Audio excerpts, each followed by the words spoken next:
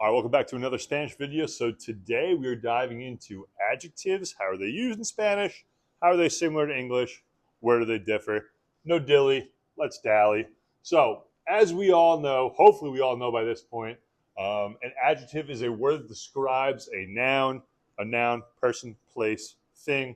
You probably already knew that. So here my sentence is the yellow, or my phrase is the yellow chair. Yellow is going to be my adjective. If I say the fast student, fast would be my adjective. The big house, big. So these are words that describe our nouns. All right, they have them in Spanish.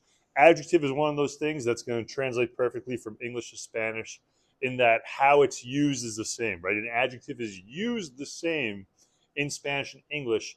The difference is in how they're placed generally. All right, so some important considerations when we're making that translation move from Spanish to English.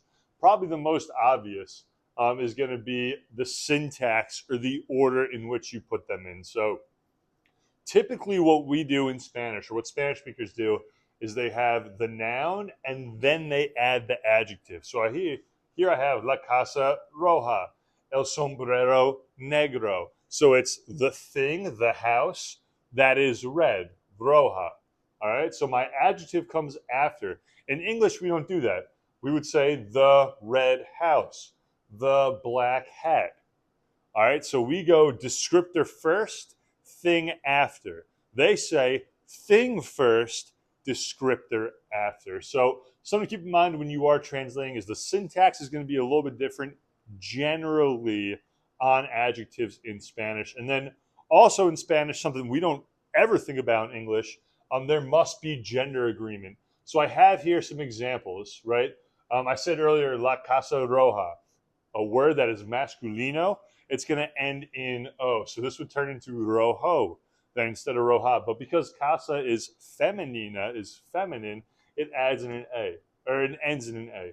Same with el sombrero. This is a masculino word, so it ends in an O, although that doesn't really look like an O.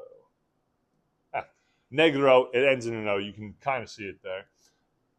We don't have to worry about this, however, if the adjective doesn't end in an O or an A. So if it's la camisa verde, that's the green shirt. Verde doesn't end in A or O. So we're not overly worried about gender here in terms of the adjective. Now you still need to get the el o ea correct, or el o la correct, but if it ends in an E, doesn't matter. It's neutral, so it can just be applied to either or. If it ends in an O, it has to be masculine. A would be femenina. All right, something else that we don't do or worry about really in English is going to be plurality. All right, so in Spanish, when an adjective is connected to a noun that is more than one thing, you add an S. All right, so las casas grandes, right? If it's just one house, it'd be la casa grande.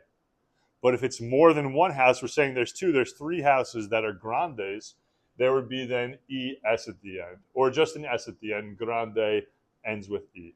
All right? And then we have here las mesas sucias. All right, the word is sucia, that's dirty.